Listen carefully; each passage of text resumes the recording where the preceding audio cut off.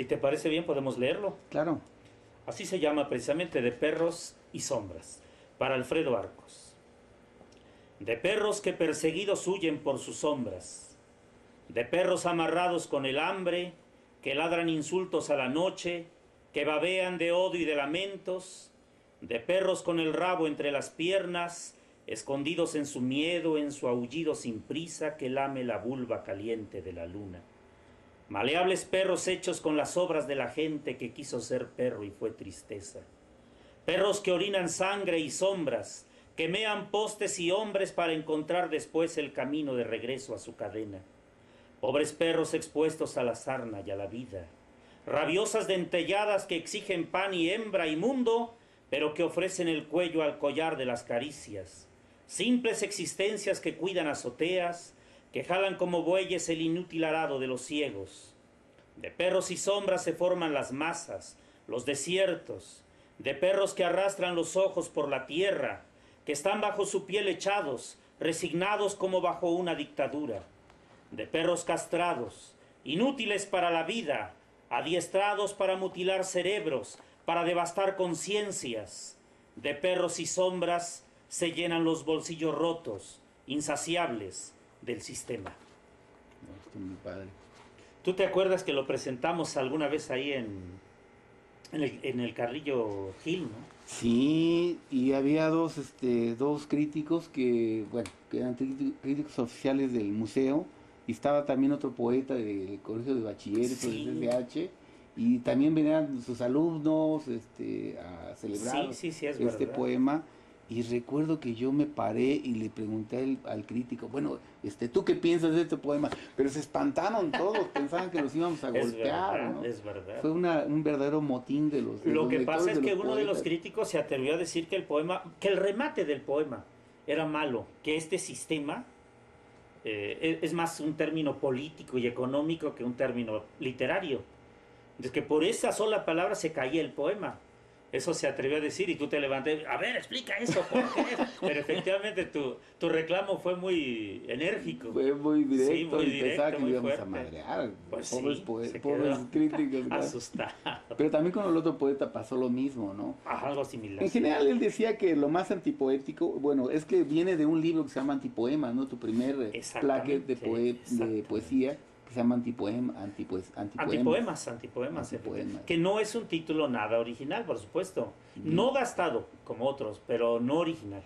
Porque si tú recuerdas, allá por los años 50, el maestro Nicanor Parra publicó un libro que se llama Poemas y Antipoemas. En realidad la antipoesía es creación suya. Claro. Hay que reconocer eso, ¿no? Y claro, hay diferencia entre los antipoemas que yo incluí y los antipoemas que él escribió.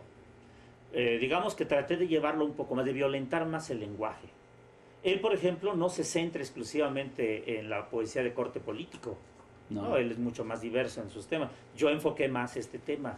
Y obviamente echa mano de recursos como pueden ser albures o groserías, ¿no? Mentadas de mal. Y buscando temas pues cotidianos. Como la metáfora que mentaron ustedes. La metáfora famosa que se le dedicó al entonces presidente de de Estados Unidos, que me parece que era Ronald Reagan, que termina diciendo, por todo esto, que además lo que se había planteado era muy poético, y termina diciendo, por todo esto, voy a chingar a tu madre, Ronald Reagan. Sí, pues era una mentada artística. Era una metáfora, efectivamente. Una metáfora. Y con una nota de pie de página que dice que cada que cambie el presidente de Estados Unidos, el nombre en el poema cambiará, porque todos son iguales, todos merecen una metáfora. Así Pero es. yo acabo de releer el Xochaca Tiradero de Dios, donde tú haces una defensa tremenda de la antipoesía, ¿no? Sí, cómo no. Y hablas de que algunos autores, pocos autores, explotan esa parte horrible, fea, ¿no? De la realidad. Y lo que hace Miguel Pineda es irse al tiradero. Bueno, yo me fui al tiradero, con él, un montón de fotos, y de ahí salió de ahí salió, no, por acá anda. Por acá pero, anda, sí. Ahorita, pero de ahí salió ese poema, ¿no? Ese poema fue inspirado ahí, ¿no? En Xochaca. Sí, cómo no, ahí nació. Es un poema mural impresionante. Sí, cómo no, un poema. Así le llama, ¿verdad? Poema mural.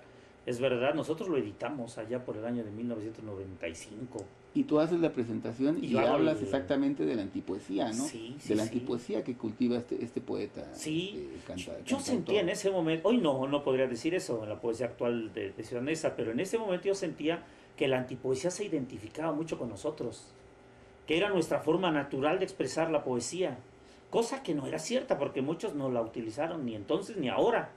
Pero a mí me gustaba mucho la antipoesía y me gusta, por supuesto, por su violencia, por su fuerza, por su capacidad de generar imágenes desagradables, ¿no?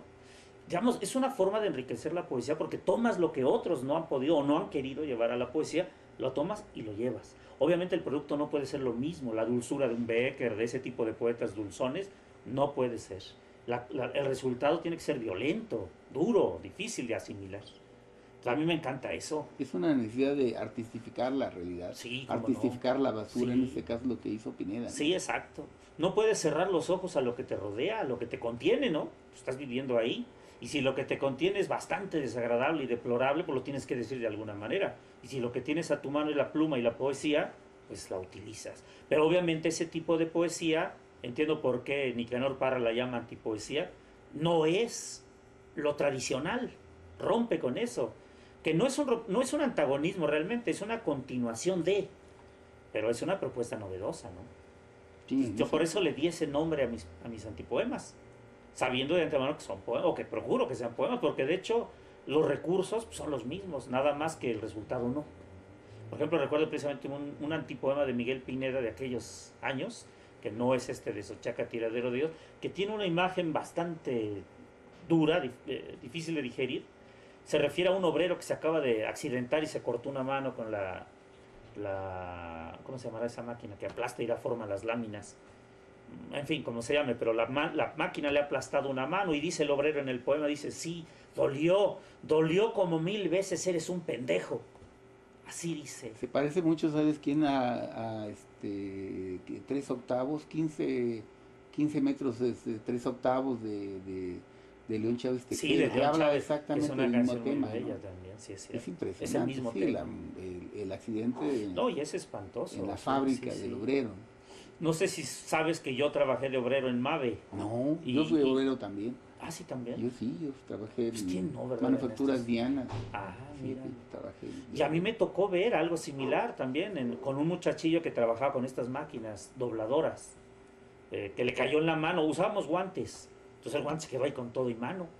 Fue terrible, pero a mí recuerdo que me impresionó mucho. Yo no escribí un poema, escribí una canción en ese momento, pero nunca la rescaté. Pero esto está hablando del año de 1979. ¿Y qué edad tenías? Yo tendría como 23 años, 22 años. Yo siempre te ubiqué desde joven como el seminarista de los ojos negros, man. Porque siempre andabas de negro. Ah, sí, no me... Siempre andabas no de tenía negro. Otra ropa. Sí. Bueno, el hombre de negro es Daniel Manrique. Sí. Ese siempre anda de negro. Pero ese sí es abierto, deliberado, ¿no? Sí, ese es... Sí, yo no sabía. Sí, yo te vi, bueno, al menos cuando yo te vi siempre andabas de negro. Sí. Y siempre ubiqué ese poema, que tú eras la reflexión sobre ese poema. Sí. Pero nunca te imaginé como obrero. Yo pensé que siempre habías dado clases.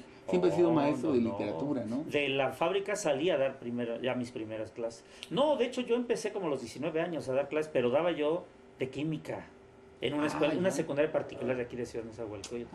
Porque yo estudiaba químico farmacobiólogo aquí en la ENEP Zaragoza cuando se inauguró. No sabías. Me frustré, no acabé, nada, estuve un año ahí. Y de ahí me fui a literatura precisamente, ¿no? Pero yo empecé así, mi trabajo de maestro. Después lo interrumpí, por supuesto, y me fui a ser obrero, fui empleado en fin. Y de ser obrero salí a dar mis primeras clases en ESEMI, que eran para preparar muchachos que iban a entrar a preparatoria. Y ya de ahí ya no quise regresar a ser obrero ni nada de eso. Ya busqué trabajo en el gobierno, cosa que logré más tarde, ¿no? Como maestro. Como maestro, y desde entonces ahí me tienes. Ah,